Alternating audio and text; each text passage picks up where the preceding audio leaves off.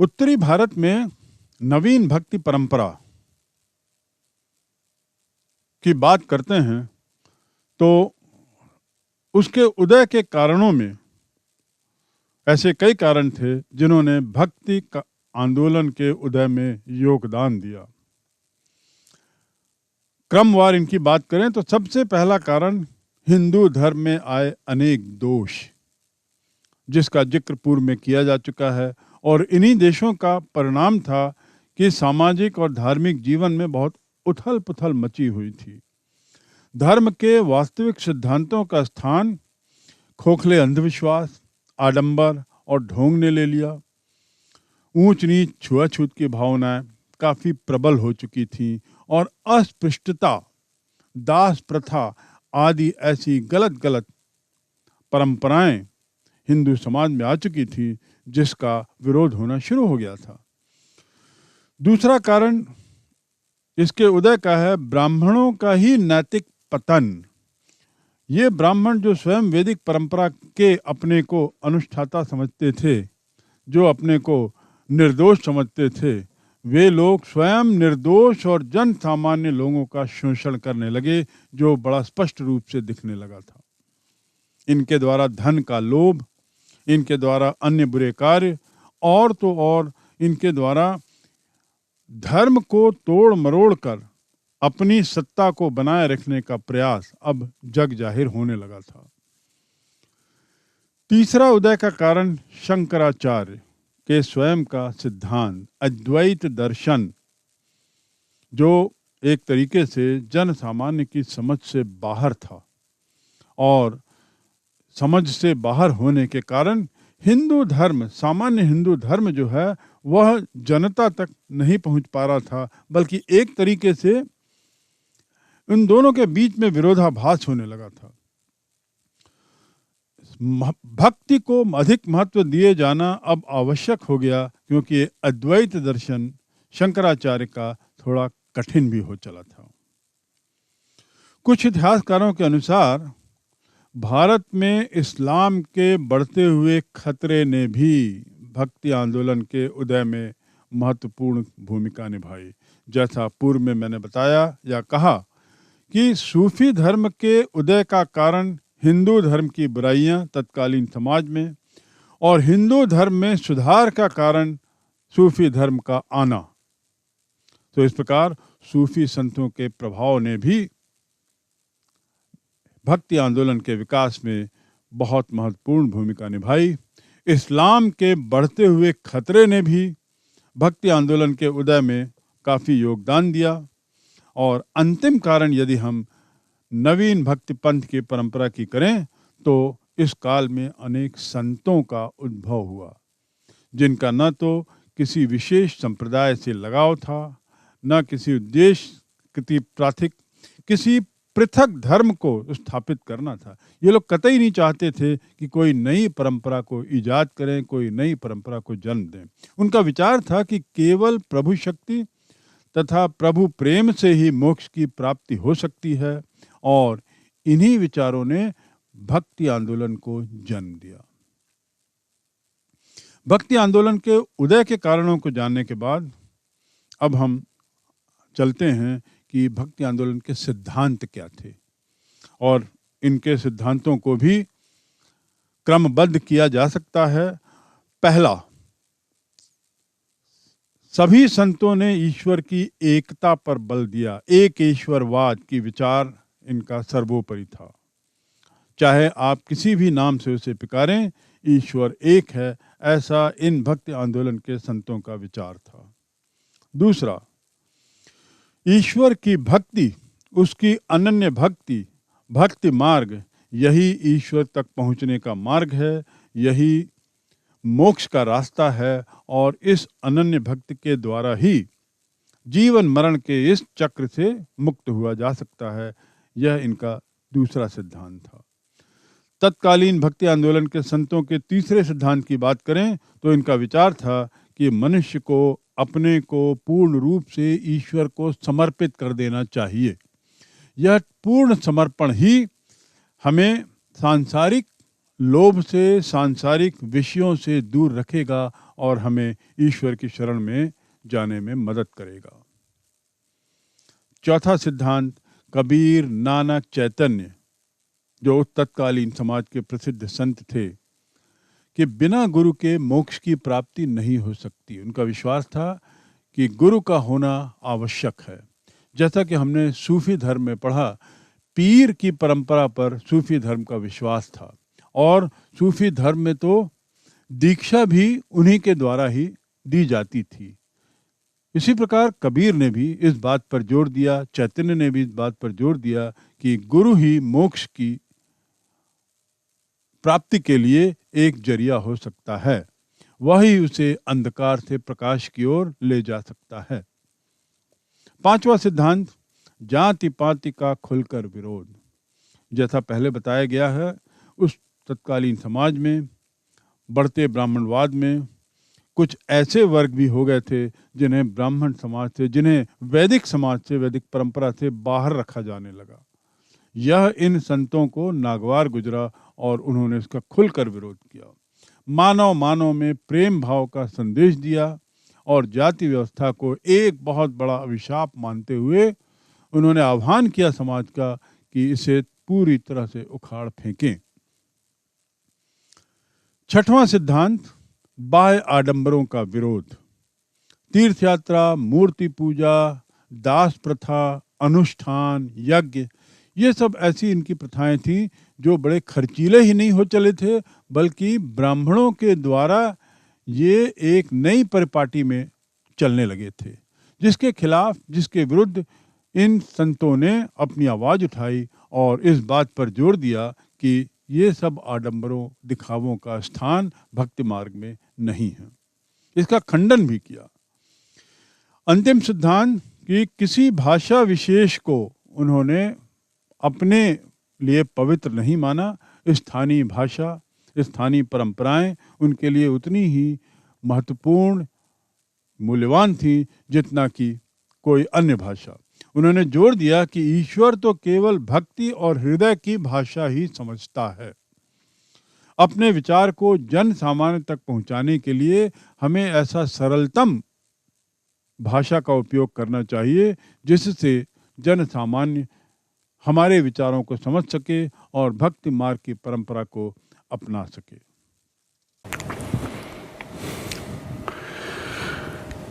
एक और जहां हमने पढ़ा कि किस प्रकार तत्कालीन हिंदू समाज में हो रहे परिवर्तनों ने लोगों को सोचने के लिए, विचार करने के लिए विवश किया। जो उस समाज में अंधविश्वास, बढ़ते आडंबर और बढ़ते वर्ग विभाजित समाज के कारण हो रही थी। दूसरी ओर हम ये भी देखेंगे कि किस प्रकार इसकी प्रतिक्रिया हिंदू धर्म में भी हुई। सूफी धर्म इस्लाम का एक हिस्सा था और उसका प्रादुर्भाव का एक कारण हिंदू धर्म में हो रहे बदलाव, उथल पुथल को देखा जा सकता है।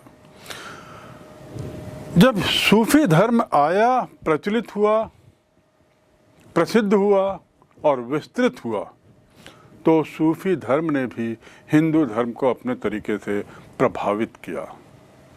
हिंदू धर्म के आडंबरों, हिंदू धर्म की अन्य बुराइयों पर धर्म के आधार पर हमला नहीं, बल्कि बुराइयों के कारण हमले किए गए और इसका परिणाम ये हुआ कि हिंदू धर्म में भी कुछ ऐसे विचारक, कुछ ऐसे उपासक आए जो तत्कालीन शताब्दी में, जिन्होंने समाज में काफ़ी उथल पुथल अपने विचारों से मचाई।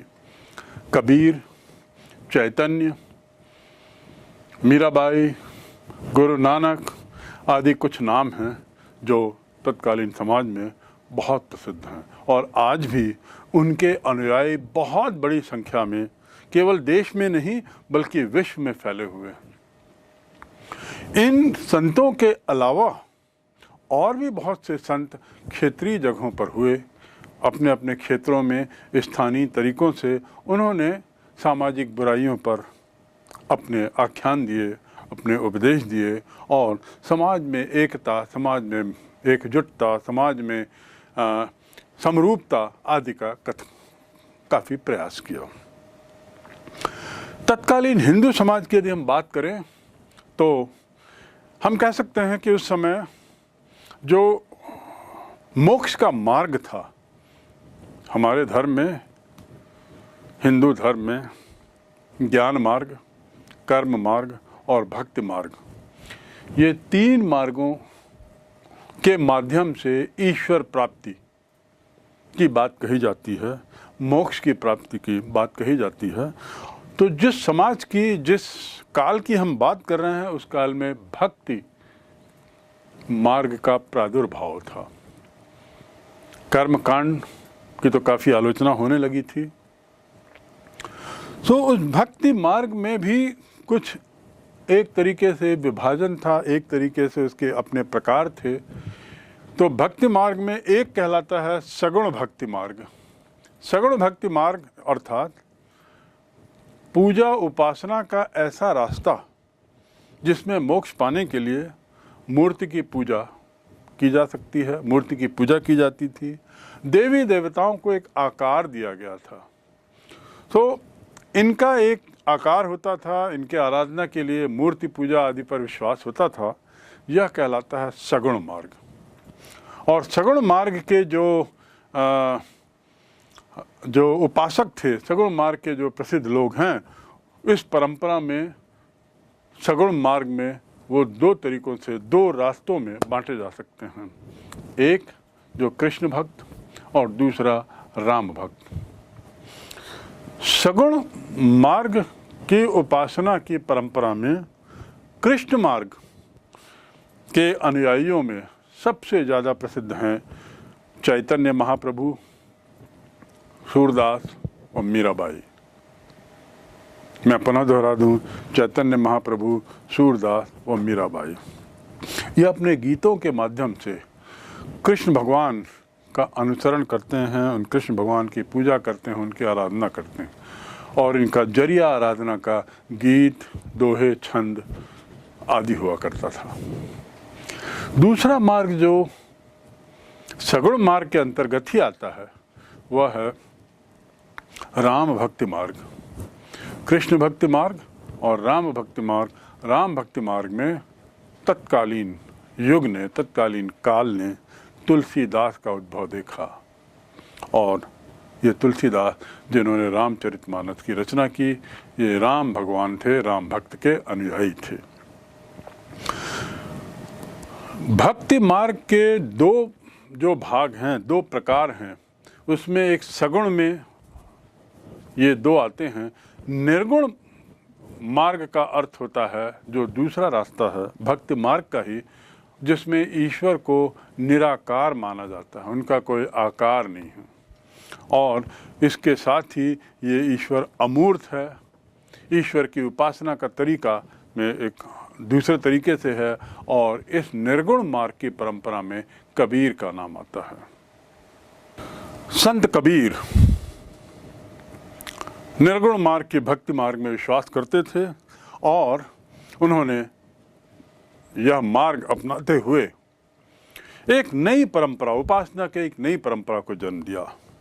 कबीर का जन्म 1425 में हुआ था और ऐसा माना जाता है कि एक ब्राह्मणी विधवा के गर्भ से उनका जन्म हुआ। सामाजिक लाज लज्जा के कारण उसे एक तालाब के किनारे वाराणसी में उसे छोड़ दिया गया, जहां एक जुलाहा परिवार जिसका नाम था, उस जुलाहा दंपत्ति नूरू और नीमा, इन लोगों ने उसको, बालक को देखा, उसे उठाया और उसके लालन पालन का जिम्मा लिया और उसका नाम उन्होंने कबीर रखा, जो अरबी भाषा का एक शब्द है और कबीर का अर्थ है महान। समय बीतने के बाद, जैसी कहावत है, यथा नाम तथा चरित्र, कबीर ने अपने नाम के अनुरूप ऐसा सामाजिक कार्य किया कि आज भी भारत का समाज, विश्व का समाज उनका लोहा मानता है, उनके विचारों का लोहा मानता है और उन्हें उतनी ही श्रद्धा से आज भी देखता है, पूछता है, जितनी श्रद्धा से वे 15वीं शताब्दी में थे। उन्होंने साबित कर दिया अपने इन विचारों से। हिंदू मुस्लिम एकता के लिए उन्होंने जितना प्रयास किया अपने विचारों के माध्यम से, अपनी वाणी के माध्यम से, अपने उपदेशों के माध्यम से, अपने दोहों के माध्यम से, कि वे हिंदू मुस्लिम एकता का पर्याय बन गए। चाहे वे आडंबर हों हिंदू धर्म के, चाहे वे हिंदू धर्म के अंधविश्वास हों, और साथ ही वो इस्लाम धर्म के भी आडंबर अंधविश्वास हों, दोनों पर उन्होंने करारा हमला किया।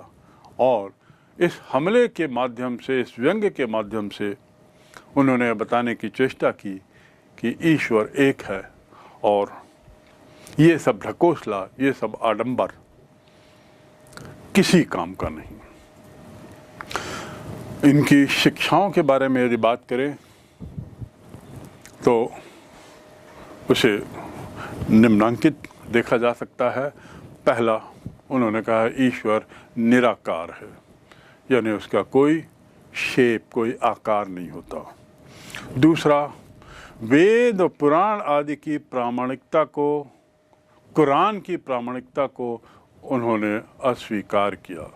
वे इस बात को चुनौती देते थे कि वेद या कुरान किसी तरह के देव शब्द हैं।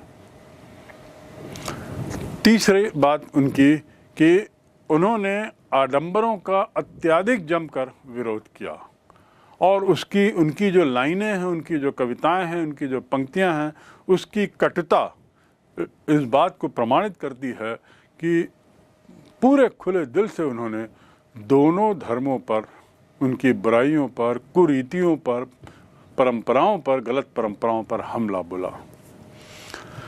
चौथी बात उनकी शिक्षा का जो है वह है कि आदमी को जन्म से नहीं बल्कि कर्म से जाना जाता है, यानी जन्म के बदले कर्म की महत्ता पर उन्होंने बल दिया। पांचवी बात उनकी शिक्षा की, जैसा पहले कहा गया, मूर्ति पूजा पर वे विश्वास नहीं करते थे, उस पर हमला बोला। साथ ही अन्य बुराइयां जो हिंदू धर्म में आ चुकी थी, मंदिर, मस्जिद, तीर्थ यात्रा और उसके साथ ही व्रत आदि पर उन्होंने करारा हमला बोला।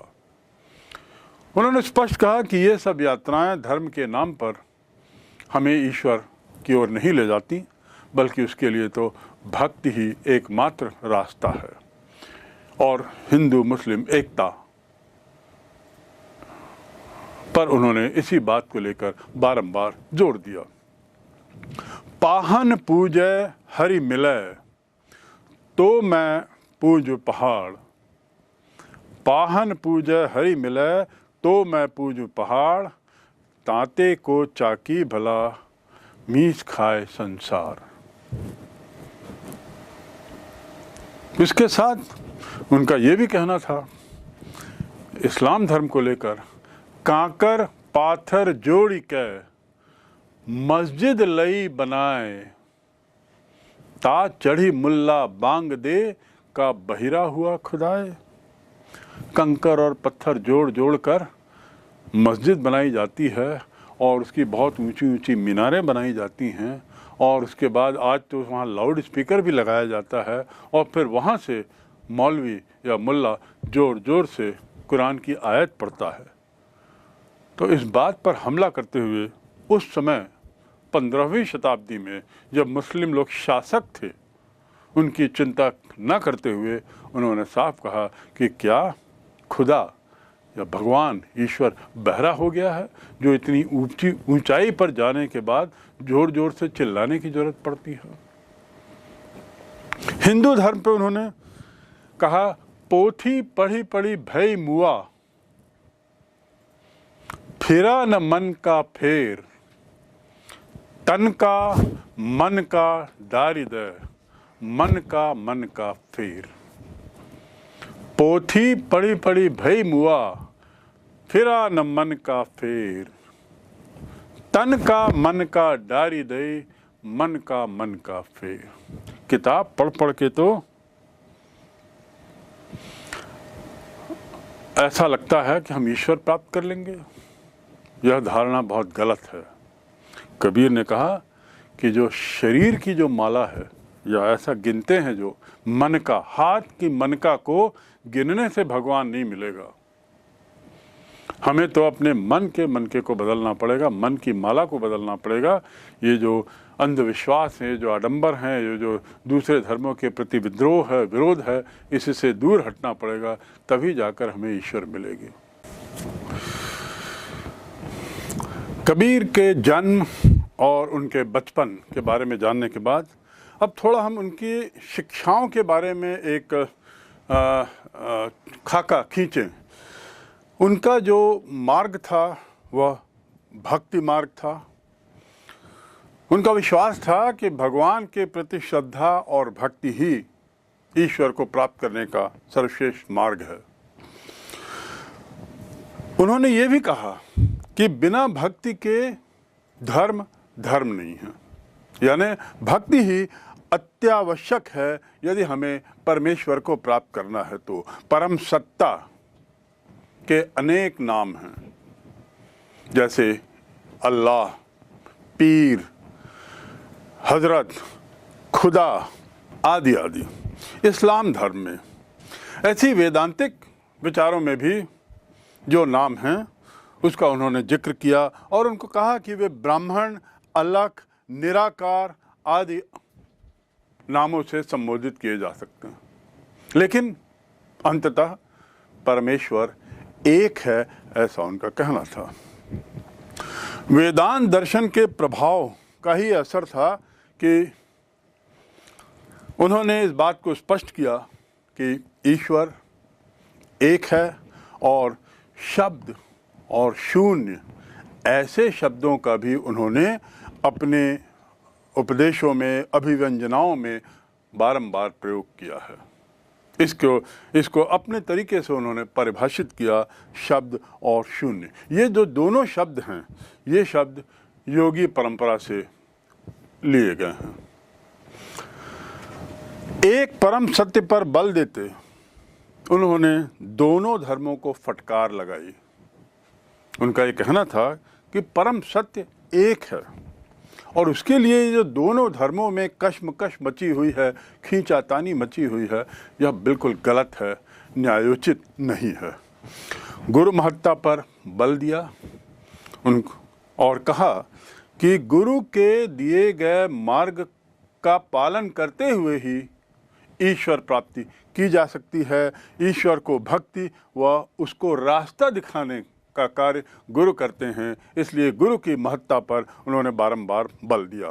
दोनों धर्मों की बुराइयों पर भी उन्होंने बहुत हमला बोला, जिसके बारे में बाद में चर्चा करेंगे। इतना जान लें कि कबीर सभी संतों में इसलिए विशेष रूप से जाने जाते हैं कि उन्होंने दोनों धर्मों पर, चाहे वे शासकों का धर्म था इस्लाम, चाहे वो शासित लोगों का धर्म था हिंदू धर्म, दोनों पर समान रूप से प्रहार किया और प्रबल प्रहार किया। दोनों धर्मों की बुराइयों की बहुत आलोचना की। आडंबर, बाहरी दिखावा, यज्ञ, अनुष्ठान आदि भी उनकी धार्मिक प्रक्रिया में नहीं थे। उन्होंने इसका सख्त विरोध किया। पर्दा प्रथा, सती प्रथा और साथ ही ब्राह्मणों की जाति श्रेष्ठता, इसकी कटु आलोचना की। उनका कहना था कि सभी लोग एक ही रक्त के हैं, सभी मानव जाति के लोग एक ही रक्त से हैं, उनका सबका रक्त एक है, तो इस प्रकार जाति का इसमें कोई स्थान नहीं है। सभी परम पिता के समान संतान हैं, सभी एक ही पिता की संतान हैं, तो फिर जाति का कोई स्थान नहीं है। कबीर ने लोगों का बारंबार आह्वान किया कि जो लोग मेरे विचारों से सहमत हैं वे मेरे साथ चलें, वे समाज को बदलने में, क्रांतिकारी परिवर्तन लाने में मेरे साथ चलें। कबीरा खड़ा बाजार में लिए लुकाठी हाथ, जो घर फूंके आपनो चले हमारे साथ। इस आह्वान के साथ कबीर ने दोनों धर्मों के अनुयायियों को, दोनों धर्मों के पालनकर्ताओं को यह आह्वान किया कि साथ में चलें और समाज को बदलने में योगदान दें। उनके विचारों को यदि संक्षिप्त में कहा जाए तो वे एकेश्वरवादी थे, एक ईश्वर में विश्वास था, निर्गुण ब्रह्म, सभी परम ब्रह्मा के पुत्र व एक ही रक्त के बने। दूसरा, बाह्य आडंबर पर वह विश्वास नहीं करते थे और जैसा मैंने कहा बाह्य आडंबर की उन्होंने कटु आलोचना की और साथ में उन्होंने ये भी कहा कि जब ईश्वर हम में निहित है तो हम बाहर की ओर क्यों देखते हैं, बाहर जाने की हमें ज़रूरत ही नहीं है, व्यर्थ में हमसे बाहर क्यों ढूंढते हैं, ईश्वर तो हमारे स्वयं में निहित है। साथ ही वे मानवतावादी भी थे, जिसमें उन्होंने, मैंने बताया कि उनका कहना था कि सभी एक ही पिता की संतान हैं और इसलिए मनुष्यता को उन्होंने बहुत स्थान दिया, बहुत अहम स्थान दिया। गुरु की महत्ता इस पर बता दिया गया है कि साधना, भक्ति साधना, भक्ति के माध्यम से साधना करने की जो प्रक्रिया है उसमें गुरु का अहम रोल रहता है और इसलिए गुरु की आवश्यकता पड़ती है। और अंतिम, समन्वयवादी विचार। तत्कालीन समाज में जो हिंदू, मुस्लिम और अन्य धर्मों का जो उथल पुथल उनके बीच में जो चल रही थी, जो उठा पटक चल रही थी और जो जिस तरीके से ब्राह्मणवाद हावी हुआ था, उसको देखते हुए उन्होंने स्पष्ट कहा कि सभी धर्मों में समन्वय होना चाहिए, एक ऐसा मार्ग जिसमें सभी धर्मों के अच्छे विचारों को लेकर चला जाए और ये बाह्य दिखावा, आडंबर, जात पात, अंधविश्वास, बुरी प्रथाएं, इन सब को समाज से हटाया जाए।